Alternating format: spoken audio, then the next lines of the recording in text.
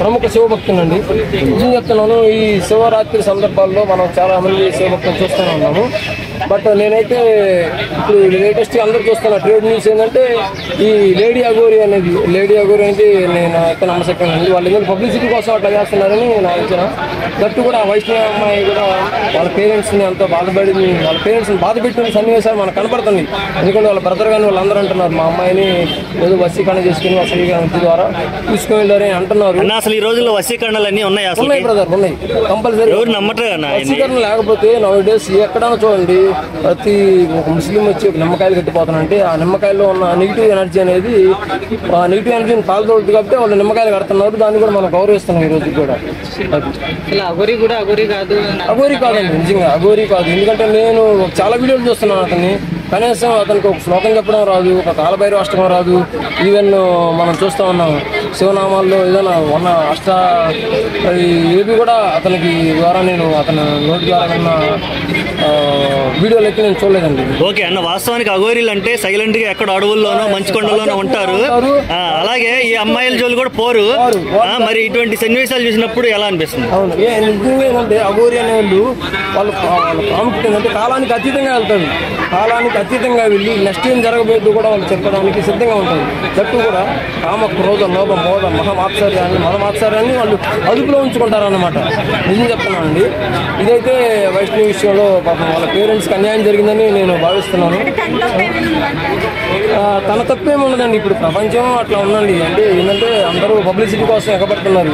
నేను కూడా అతనితో పోతే ఏమైనా వచ్చిందేమో బయట. ఇప్పుడు అంటే అమ్మాయి ఆలోచన ఎట్లా ఉంటుందంటే జనరల్గా ఇప్పుడు ప్రపంచంలో అందరూ పెళ్లిళ్ళు చేసుకుంటున్నారు, పిల్లలకి అంటున్నారు, పిల్లలకి పెళ్లిళ్ళు చేస్తున్నారు, తర్వాత వృద్ధాప్యం వచ్చేస్తుంది. ఇది కాదు కొత్త విధానం కోసం అని చెప్పి ఏదో అమ్మాయి అతన్ని అడిగి కన్సల్ట్ అయినట్టుంది, అఘోరి కన్సల్ట్ అయినట్టుంది. ఆ కన్సల్ట్ అయిన విధానాన్ని బట్టి అతను వశీకరణ చేసుకున్నాడు. అమ్మాయి ఇది కాదమ్మా నీ ప్రపంచం వేరే నేను చూపిస్తానని చెప్పి రీసెంట్గా వాళ్ళు సోమనాథ ఆలయం కూడా వెళ్ళారు. ఎందుకంటే సౌరాష్ట్ర సోమనాథ్ శ్రీశైలం మల్లికార్జున ఉజ్జయిని మహాకాలం ఓంకారత్ మామలేశ్వరం అట్లా అని చెప్పి వీళ్ళు ఒక్కొక్కటి చూసుకుంటా రీసెంట్గా సోమనాథ్ వెళ్ళారు. సోమనాథ్ వెళ్ళి ఆ వీడియో చూసి వాళ్ళ తల్లిదండ్రులు ఎంత బాధపడతారు అని చెప్పి నాకే బాధిస్తుంది. బికాజ్ ఆఫ్ నేను కూడా ఒక అమ్మాయిని చేసుకున్నప్పుడు వాళ్ళ పేరెంట్స్ మనం బాగా చూసుకుంటే వాళ్ళ పేరెంట్స్ హ్యాపీ ఫీల్ అవుతారు.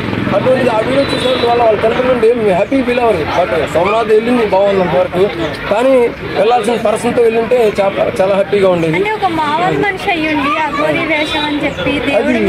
అవును ఏదైనా పబ్లిసిటీ అండి, అందరూ నమ్ముతారు. ఒకరిద్దరు అమ్మాయిలు ఉంటారు నిజంగా అఘోరి అనేమో అని చెప్పి వాళ్ళ కష్టాలు చెప్పుకొని వస్తారు.